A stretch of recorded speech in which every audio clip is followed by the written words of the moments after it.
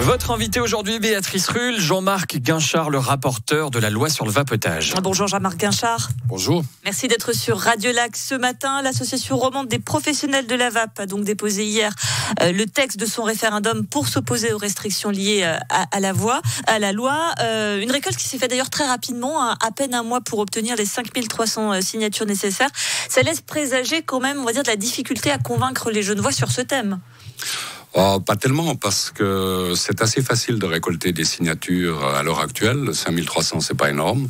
Le temps est assez rapide quand même. Oui, c'est assez rapide, mais je crois que les vapoteurs ou les marchands de vapoteuses ont un réseau quand même assez important. Et puis j'ai vu qu'ils avaient distribué pas mal de tout ménage. Donc la récolte elle est rapide, c'est juste. Et c'est bien, je me réjouis que la population puisse se prononcer le cas échéant.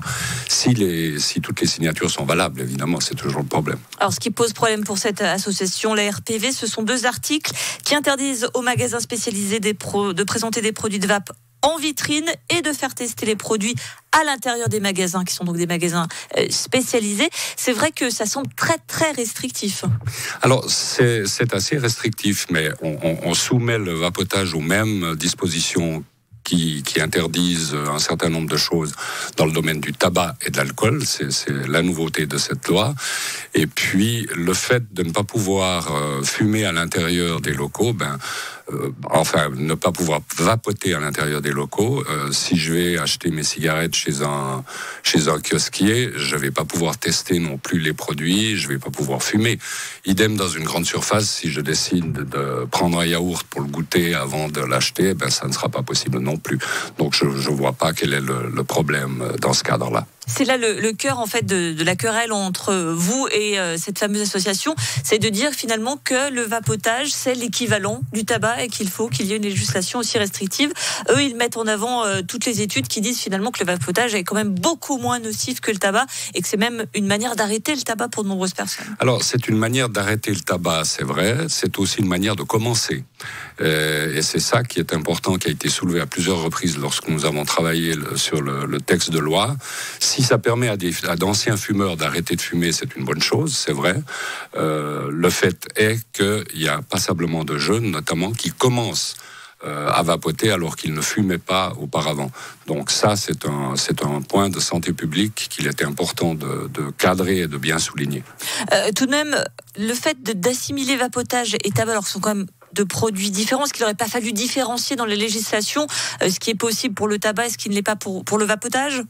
Alors on a pris un principe qu'on appelle principe de précaution, en disant il y a un certain nombre d'études qui ont été faites, mais on n'a pas le recul nécessaire pour vraiment savoir quels sont les aspects nocifs du vapotage.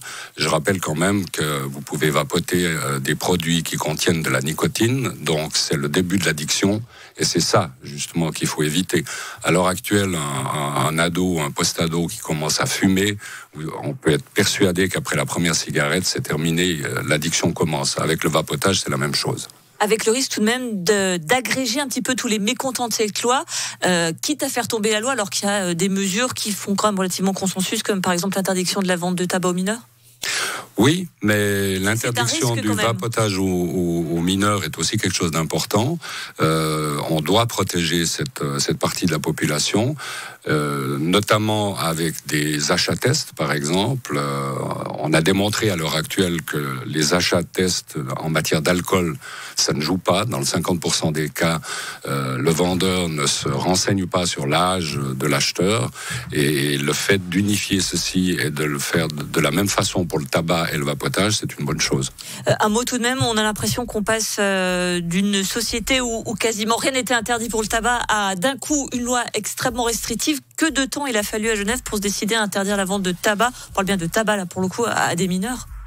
Alors c'est vrai qu'on a passablement perdu de temps, notamment par le fait qu'on disait oui, mais il y a une loi fédérale qui va prochainement entrer en vigueur, et puis finalement on se rend compte que les délais d'adoption de législation fédérale sont très longs, et là il fallait agir un petit peu plus rapidement.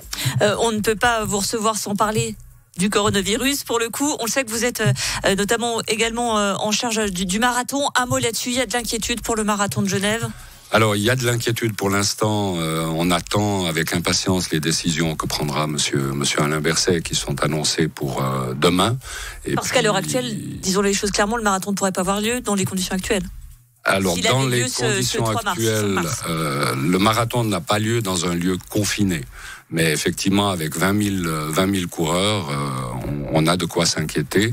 Et c'est clair que le médecin cantonal pourrait prendre la décision d'interdire la manifestation. Merci beaucoup Jean-Marc Guinchard, rapporteur de la loi sur le vapotage. Et puis on va croiser les doigts pour le marathon. J'espère. Bonne journée.